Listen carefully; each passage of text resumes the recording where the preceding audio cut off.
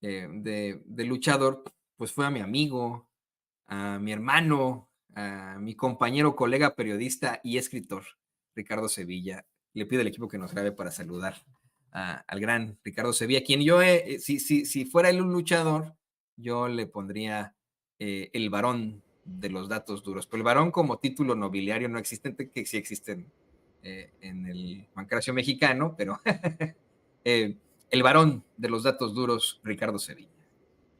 Querido Toño, muchísimas gracias por la deferencia, aunque yo quisiera ser el Broncas. En realidad me gustaba mucho ese nombre. Hubo un tiempo en que un luchador, así se llamaba, tenía una máscara y tenía así en su tapa, como le dicen ordinariamente a las máscaras de los luchadores, de los gladiadores, tenía en su tapa el Broncas.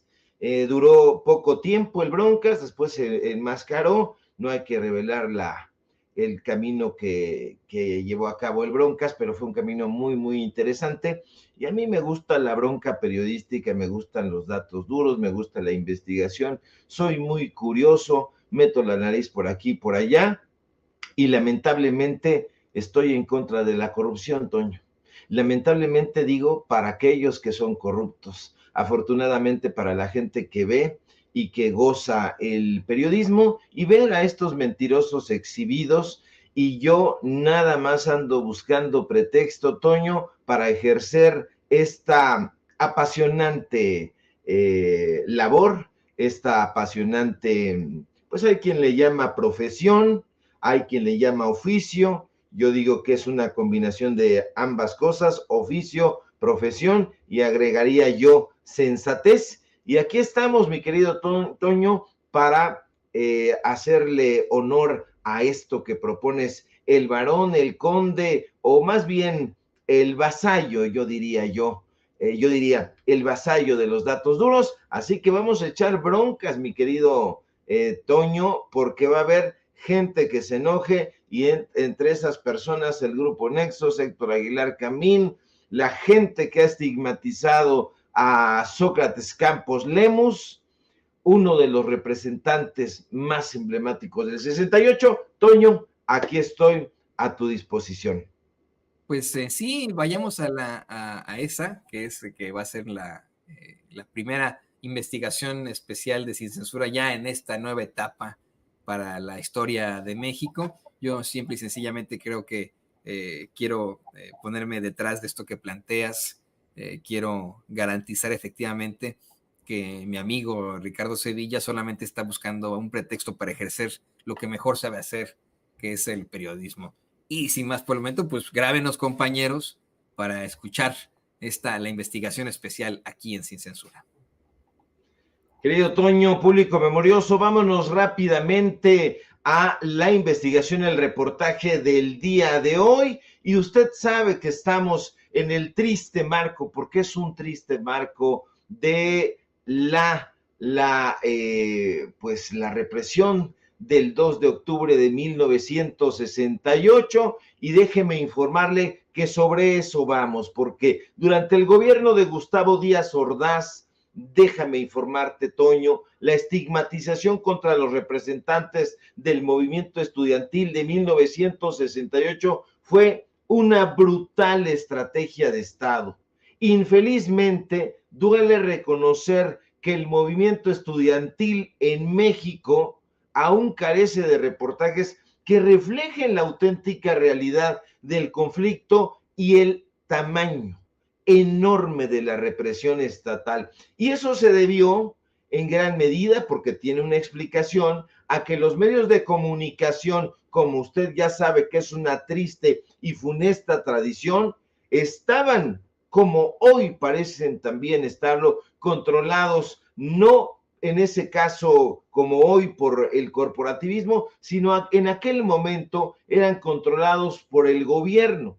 Y debido a eso, Toño, apenas cubrieron tímidamente, pálidamente, los eventos significativos de aquel momento tan triste en la historia, no solamente de México, sino de todos los movimientos sociales. Apenas cubrieron la Marcha del Silencio, la masacre de Tlatelolco, muy tímidamente, la verdad sea dicha. Esa situación evidentemente llevó a una falta de análisis, a una serie de tergiversaciones narrativas muy propicias para el gobierno, que fueron colmadas con mentiras por los periódicos y revistas afines al régimen díaz-ordazista, hay que decirlo con todas sus letras. Sin embargo, es una punzante realidad que la represión contra algunos de los representantes más importantes del movimiento estudiantil de 1968 fue terrible, fue sistemática e incluyó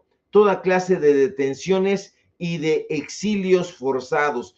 Y uno de los intelectuales que padeció esa estigmatización por parte del Estado fue, infelizmente, un personaje llamado Sócrates Campos Lemus, un destacado intelectual del movimiento estudiantil del 68, quien en su momento, Toño, fue acusado sin ninguna prueba de haber traicionado.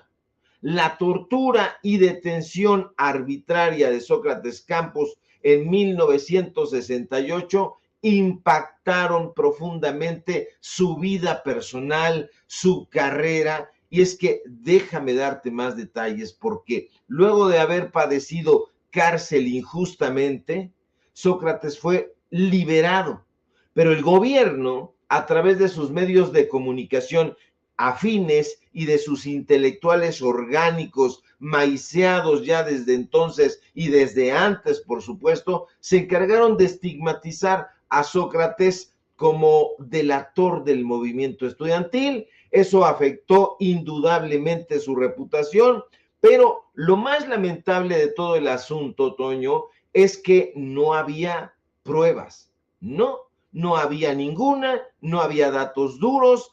Lamentablemente, los testimonios sobre la supuesta colaboración de Sócrates Campos con la Dirección Federal de Seguridad, porque eran algunos de los señalamientos que le hacían, eran controvertidos y no se sostenían con ninguna prueba. De hecho, no había prácticamente ni una prueba. La estigmatización emprendida por el gobierno, Toño, estaba siniestramente aceitada y utilizaron a los representantes del periodismo que ayer como hoy pues han aceptado vender su conciencia al mejor postor, y uno de ellos fue precisamente, hay que decirlo fuerte, hay que decirlo que se escuche, fue Gilberto Guevara Niebla, un ex representante estudiantil, y hay que llamarle representantes estudiantiles y no líderes del 68, porque era justamente algo que Sócrates Campos Lemus estaba en desacuerdo. Ellos querían en el gobierno que se les tomara como líderes para después decirles lidercillos, para tener parte de ese estigma tatuado en su frente, pero no. Sócrates dijo, somos representantes en el mejor de los casos, y este representante, Gilberto Guevara Niebla, fue uno de los personajes que afirmó que Campos Lemus había ayudado a identificar, incluso yendo celda por celda, a compañeros detenidos tras la matanza del 2 de octubre de 1968, sugiriendo que el papel de Sócrates era parte de una estrategia de represión que estaba orquestando precisamente el gobierno. Nada más alejado de la realidad. ¿Por qué? Porque las pruebas específicas contra Sócrates Campos Lemus se basaban principalmente en esta clase de testimonios, en testimonios de excompañeros del movimiento estudiantil, como este señor Gilberto Guevara Niebla, que fíjese usted nada más, curiosamente, forma parte del grupo Nexos. Porque ha estado ahí el señor Gilberto Guevara Niebla, pero también, curiosamente, este escritor sinaloense, Gilberto Guevara Niebla, lo digo para que lo subraye, es uno de los sujetos que se presenta él sí como un líder del Consejo Nacional de Huelga del movimiento estudiantil del 68. Pero mira, cómo son las cosas. Durante el salinato fue nombrado a manera de premio subsecretario de Educación Básica en la SEP. Estamos hablando del 92, del 93. Ahí precisamente es cuando conoce a Héctor Aguilar Camín. De hecho, hay una columna de Héctor Aguilar Camín que publicó no hace mucho tiempo y que dimos a conocer en su momento, donde habla precisamente Héctor Aguilar Camín de Gilberto Guevara Niebla y dice, sí, este asunto que nosotros prestamos servicios, pues bueno, se le habíamos enviado a Gilberto Guevara Niebla, que curiosamente también, porque ya ve cómo son las curiosidades, pues eran amigos los dos personajes salinistas y este señor Gilberto Guevara Niebla, que se presenta, ya ha presentado siempre como líder del movimiento del 68, no lo es. Han dejado mucha estela de dolor a su paso, porque fíjate, Toño, que Sócrates Campos Lemus en su momento tuvo que irse, tuvo que salir de la ciudad junto con su esposa e hijos, Tania e Iván, a una apartada región allá en Zacatecas. Pero las cosas no pararon ahí. Campos Lemus continuó padeciendo la persecución y la amenaza del Estado, que en ese momento, no se le olvide a usted, estaba en garras del PRI. Las versiones de Estado seguían sembrando la insidia, la estigmatización contra Campos Lemus. Llegaron a decir incluso, Toño, que cuando había estado en la cárcel era rechazado por los internos. Sin embargo, esa era otra mentira roñosa creada por los intelectuales que más tarde o más temprano, como en el caso de Gilberto Guevara, terminaron aliándose con el gobierno de Gustavo Díaz Ordaz y posteriormente con quien fue su secretario de Gobernación, el señor Luis Echeverría, este personaje sumamente siniestro. Lo cierto es que Sócrates Campos Lemus no era rechazado. Al contrario, fíjate, el actor y dramaturgo Alejandro Guerrero habla en exclusiva para nosotros aquí en Sin Censura sobre la amistad entrañable que tenía Sócrates Campos con José Revueltas, por ejemplo. Y le voy a pedir a mi querido don David que nos ponga el video de Alejandro Guerrero, por favor. Si consultamos los textos de Elena Garro o de José Revueltas, como Sócrates y los gatos en el caso de la primera, José Revueltas, México 68, Juventud y Revolución, grandes del cuento, de la prosa, de la narrativa, del periodismo, grandes poetas que vivieron el momento del 68 en carne propia, uno en la prisión, porque además él quería echarse encima la culpa de todo el movimiento para que soltaran a los chavos, ¿no? Y Elena Garro cerca de Carlos Madrazo, del movimiento de Patria Nueva y todo lo que implicó, y justo de ahí, ¿no? De estos dos textos, yo lo que recomiendo es buscar también la verdad respecto a eso que se construyó como política y mecanismo de Estado y de silenciamiento contra Sócrates Amado Campos Lemus. Ahí, en Juventud y Revolución, el maestro Revueltas habla de la relación entrañable que mantuvo con Sócrates, las visitas de Simón Tomás Giraud, la esposa y compañera de Sócrates Amado Campos Lemus, y toda la forma, ¿no? que había de alguna manera desconocida o que se ha conocido poco, porque los compañeros que estaban dentro de prisión con Sócrates ni lo detestaban, ni lo odiaban, ni decían que fuera un traidor. Al contrario, hay un momento muy interesante donde los presos comunes piden a Sócrates, ¿no? De que era, pues, él era de abajo, y no era de las élites, pues hay que decirlo así, dentro del movimiento, como lo fue Heberto Castillo, pero se construyó esto de que fue, ¿no? En algunos casos el ejército, la policía, la dirección federal, ¿no?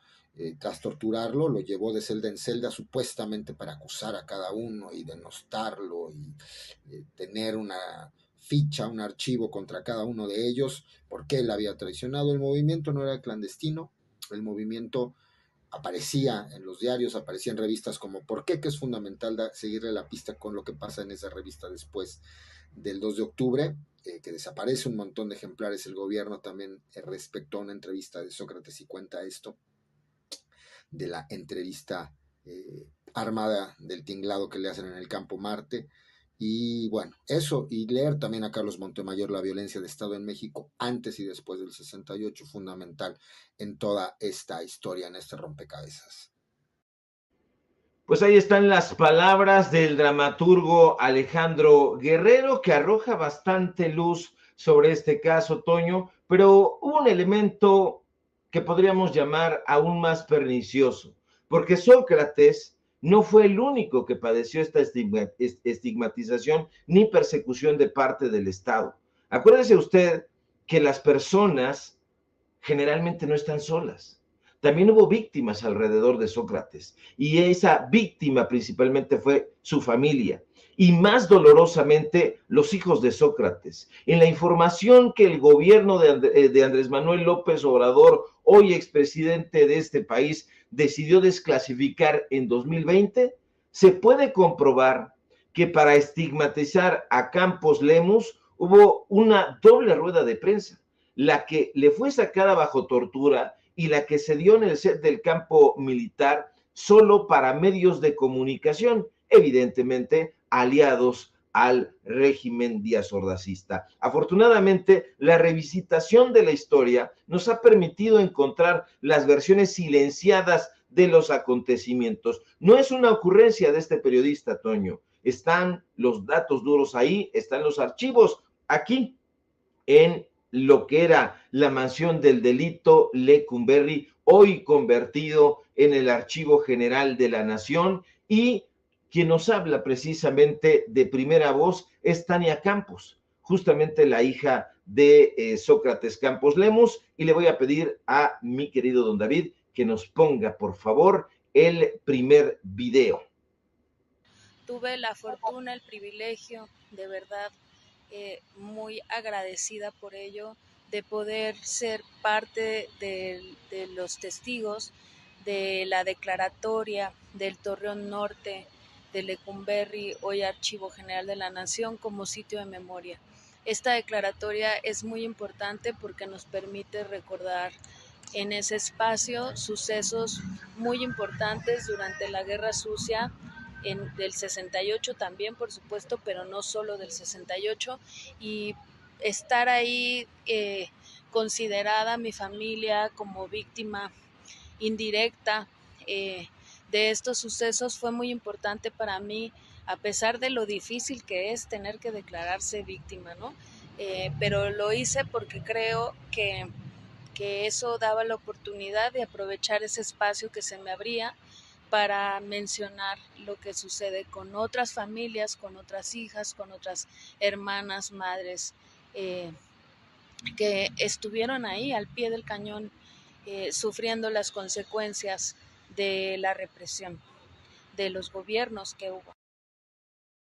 Están las palabras, tremendas declaraciones muy reveladoras en propia voz de Tania Campos, que en diferentes fotografías que ha estado compartiendo mi querido don David, pues la puedo ver, ve las fotografías de Sócrates con Tania y con su hermano Iván, que tuvieron que salir, que tuvieron que buscar refugio en algún lugar allá en Zacatecas. Cuando regresa Sócrates, viene esta persecución, no aminora prácticamente durante todos los gobiernos. Afortunadamente, con la desclasificación de estos documentos importantísimos que fue a consultar la propia Tania Campos, que están en el Archivo General de la Nación, pues están estas revelaciones. Usted sabe muy bien que esa represión que culmina el 2 de octubre de 1968 en Tlatelolco, pues perpetró una masacre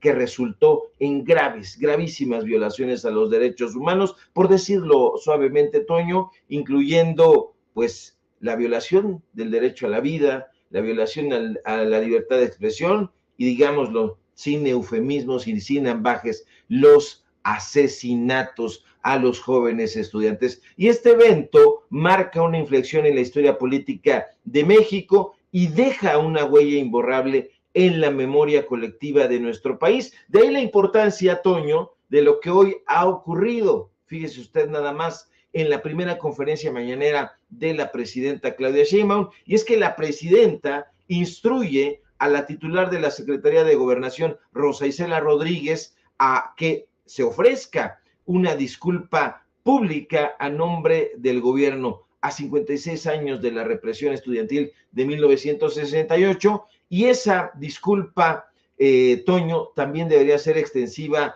a Sócrates Campos Lemos, a su memoria. Él ya no está entre nosotros desde hace 3 años, y también debería ser extensiva a su familia tras haber padecido esta estigmatización de parte del Estado. A ver si tenemos por ahí el último video, mi querido don David. Agradecerte, querido Ricardo Sevilla, por tocar el día de hoy un tema para mi familia importante, que es pues la historia de mi padre y lo que pasó con él a raíz del movimiento del 68.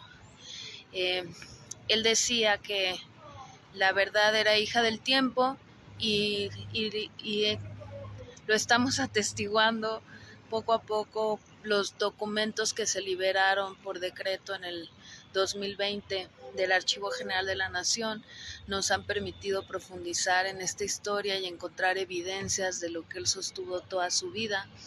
Y bueno, pues solamente decirte que para mí es muy importante tener este espacio, que abras este espacio, que nos abran este espacio, para decir claramente: Sócrates Campos Lemos no traicionó ni al movimiento ni sus convicciones. Pero esto es importante decirlo no solamente por él, que desafortunadamente ya no está. Hoy era un día para él de luto, era un día en el que él no salía, y yo solía llamarle. Él hace 3 años que no está con nosotros físicamente, pero si está en algún lado, sé que está muy contento de saber que se ha cumplido ese dicho de que la verdad es hija del tiempo. Pues ahí están los testimonios de primera mano, en exclusiva esta mañana aquí en Sin Censura, mi querido Toño, para que no vayan a decir, si no nos cree, que sería lo deseable. Aquí hay un Metrobús que pasa sobre Eje 3 y lo puede usted tomar, sobre todo aquellos derechosos que insisten en decir que creen en Gilberto Guevara Niebla después de todas las cosas y datos duros que les estamos presentando. Pues habrá todavía quien quiera creer en Héctor Aguilar Camín y sus secuaces. Habrá quien crea en Marcelino Perelló, ya tampoco está entre nosotros, pero Marcelino Perelló pues era un auténtico misógino, precisamente por eso le dieron una patada, imagínense usted, en el periódico Excelsior, en la UNAM, porque dijo unas barbaridades que no quiero ni recordar. Pero pasa ahí el Metrobús, Toño, para que lo tomen aquellos derechosos, se bajen ahí en el Archivo General de la Nación y se metan a consultar esta información que ha sido por fortuna desclasificada, así que se merece una disculpa la familia de Sócrates Campos Lemos, y desde luego él, quien fue el estigmatizado, pues a su memoria, mi querido Toño. Sí, no, una disculpa pública que seguramente podrían estar considerando ya en el equipo de la doctora Claudia Sheinbaum, querido Ricardo, porque como seguramente viste en la mañanera, están pendientes del público consentidor de Sin Censura, están pendientes de lo que planteamos aquí. Hoy la doctora Claudia Sheinbaum dijo en un par de ocasiones: es turno de Sin Censura, le va sin censura, ¿no? Entonces seguramente te están escuchando y podrá llegar esa rectificación, esa reivindicación que por supuesto es justa para Sócrates Campos Lemos y para su familia. Y querido Ricardo, yo me siento muy feliz de que podemos seguir tratando este tipo de temas aquí contigo. Me puse a pensar en el Palacio Negro de Lecumberri, en las veces que he estado ahí, también, ¿no? Para hacer investigaciones, reportajes, ¿no? Que he tenido yo también ahí. Mira, hacer un par de reportajes en el Palacio Negro de Lecumberri, hoy siendo nuestro Archivo General de la Nación, pero teniendo un pasado muy oscuro precisamente por el conservadurismo que se niega a morir en México. Fue, en lugar pues vamos, el gobierno de Porfirio Díaz destinar algún tipo de presupuesto para que saliera adelante el pueblo de México con algún programa de justicia social, fue lo mismo que hizo Calderón al pegarle un garrotazo al avispero, poniendo una prisión que pues más bien creó condiciones para la tortura, para la violación de los derechos fundamentales. Y bueno, al menos pensando ya que se trata de nuestro Archivo General de la Nación, eso me parece muy, muy propositivo. Me parece que para eso debió ser ese recinto, no para guardar almas en pena, sino para guardar el conocimiento de todos los mexicanos.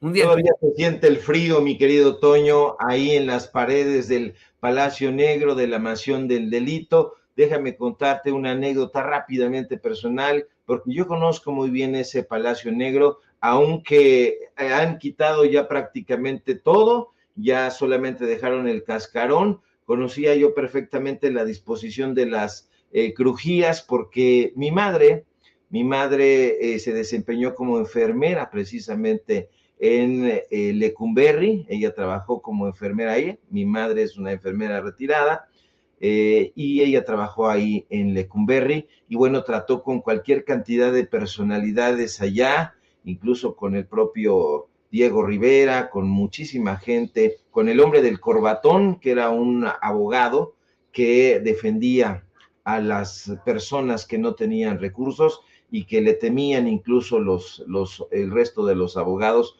porque él sí se rifaba el físico y ayudaba a los que menos necesitan. Están las crónicas de David García Salinas en libros como Los huéspedes de la Gallola, Crímenes espeluznantes, En la Mansión del Delito, Adiós Lecumberri, etcétera, etcétera. Crónicas sumamente desgarradoras. Lamentablemente, pues ya muy pocos periodistas, colegas, pónganse las pilas, pinches colegas, perdónenme usted el exabrupto, pónganse a escribir crónicas, ya basta, dejen de huevonear y de hacer tonterías. Ahí habló mi Toño, hablé me salió del corazón, diría la gran Beatriz Gutiérrez Müller, pero es que ya no quieren escribir estos periodistas, Toño. Antes eso era, y creo que debería seguir siendo, una materia obligada en las carreras de periodismo, redacción. O sea, yo sé que tú estudiaste periodismo ahí en la Septien. Pues en la Septien exigían que tú supieras escribir por lo menos tu nombre completo, y estos hijos de la guayaba no escriben más que en el baño. Cuando van al cine escriben sus sandeces. Me imagino ahí a Pedro Ferriz Hija, que cuando él va al baño lleva su plumón y está escribiendo ahí su teléfono para que lo llamen, pero nada más, es lo único que escriben. Seguro pone pantalones calientes, llama Pedro. Llame aquí, reportes, escríbame un WhatsApp. No, ay, Toño. Eso nos haces imaginar, Ricardo.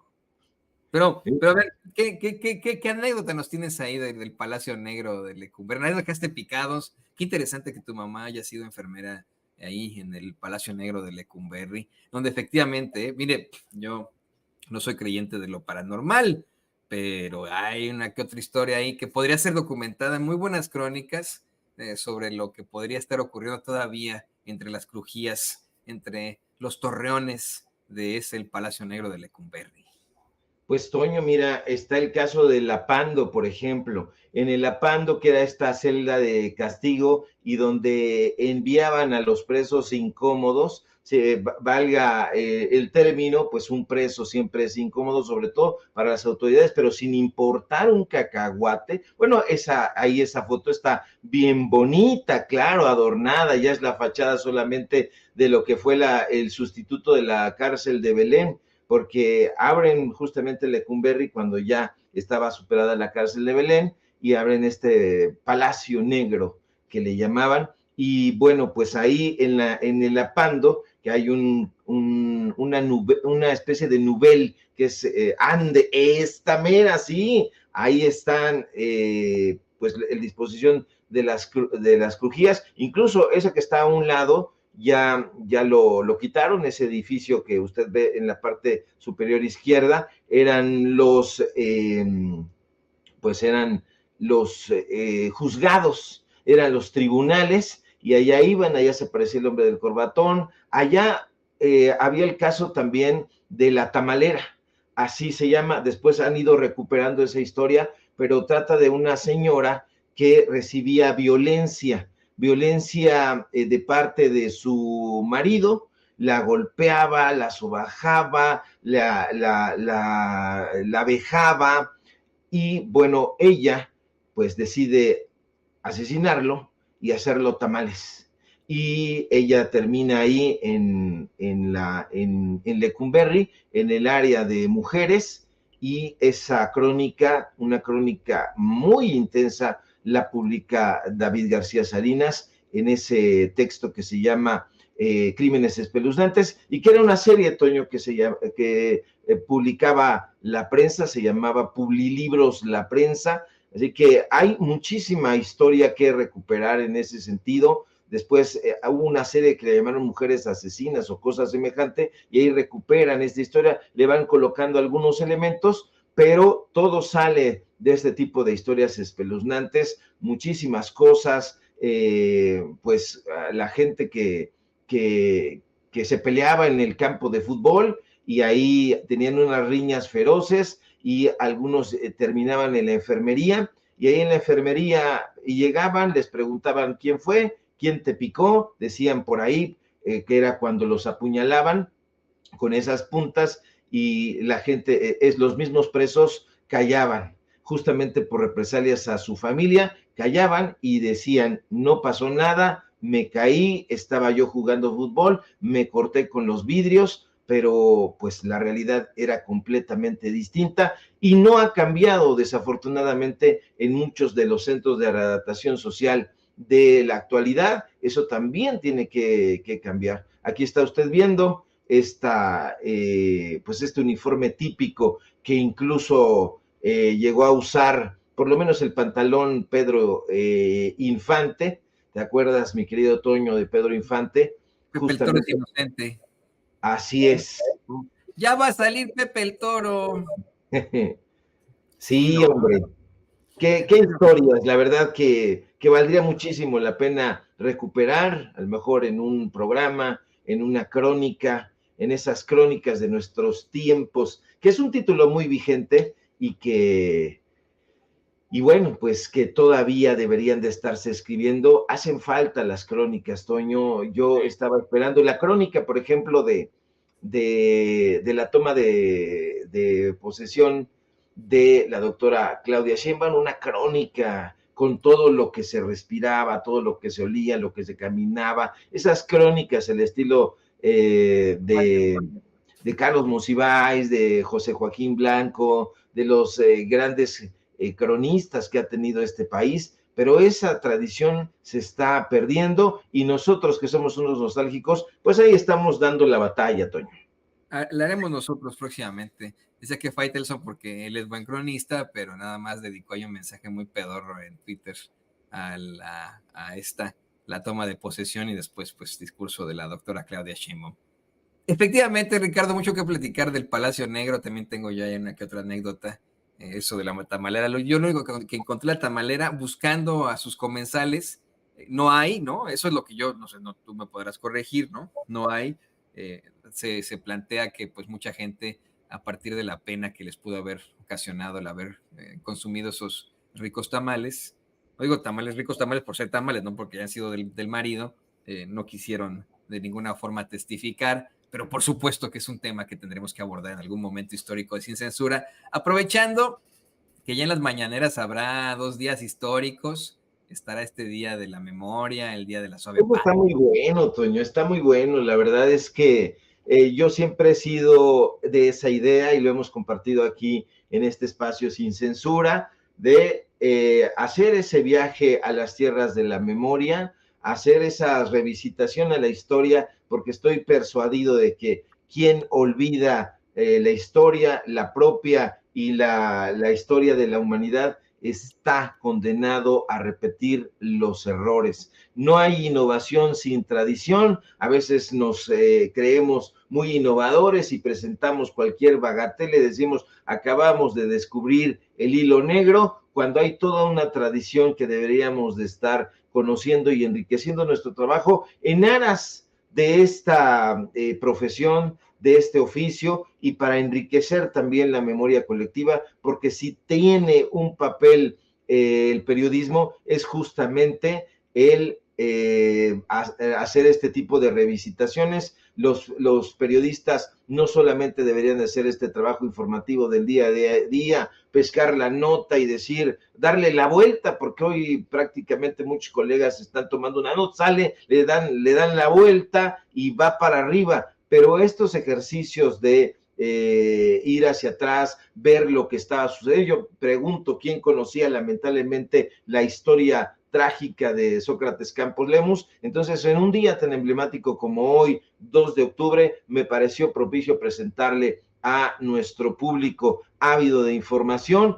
pues una historia, porque no se vaya con la idea de esto que han dicho y han repetido los medios de comunicación corporativos. Ahí había una carta, ¿no, mi querido don David? Bueno, la columna esta de Héctor Aguilar Camín, pues a esta justamente hasta se la subrayé para que no hubiera problema, y usted vea cómo Héctor Aguilar Camín se refiere lisonjeramente a Gilberto Guevara Niebla, que era el subsecretario de Educación Pública en tiempos de Carlos Salinas de Gortari, y él en esta aclaración lanza una paletada de tierra sobre su propia cabeza hueca y dice, sí, esa carta que da a conocer el presidente López Obrador no se la mandé a Salinas de Gortari, se la mandé al subsecretario que colaboraba con él y que era su jefe. Son puras tonterías, Toño, no tienen idea estos personajes, y qué bueno, porque de esa manera están cayendo estos falsos ídolos con pies, ya no digamos de tierra, sino con pies de agua. Sí, que caigan y que puedan ser exhibidos aquí en Sin Censura. Querido Ricardo, yo te agradezco infinitamente, como siempre, por estas hermosas tertulias que tenemos aquí en Sin Censura. Y bueno, pues ya nos diste tus redes sociales, ¿verdad? Ya las compartiste por ahí. Pues ya les compartí, si no, sígueme usted donde me encuentre y ahí vamos a estar siempre dando la batalla. La verdad es que no cambiamos, no nos enmendamos, siempre estamos ahí. Por eso le proponía yo a Toño que si lucháramos en el encordado nos llamaran el Broncas, porque siempre estamos buscando la bronca, donde encontramos corrupción y queremos que nos aclaren las cosas. Y como los corruptos tienen por manía y por vicio no aclarar un cacahuate, vamos a seguir encuerándolos para que usted vea sus miserias. Toño, las redes sociales, síganos aquí en Sin Censura, allá más tarde los datos duros a la hora de la noche, y síganos donde sea. Te mando un fuerte abrazo y estamos pendientes a la información. Y ahí está el reto para los colegas que también nos están escuchando. Hagan crónica, ya déjense de cosas. Así es, hagan crónicas y sean buenos periodistas, como el periodista y escritor, mi queridísimo Ricardo Sevilla. Muchas gracias, amigo. Ahí lo tiene usted. Mire, yo si fuera luchador, pues nada más tengo el cuerpo del Super Porky, ¿no? Pero de ahí afuera, no creo que me saliera nada. Por cierto, que por ahí pregunta Víctor Rivas que para cuándo cae la gelatinera. Yo también pregunto lo mismo. Así como la tamalera, pues esta es la gelatinera, que efectivamente tiene una serie de irregularidades en su haber y alguien tendría que señalarlas.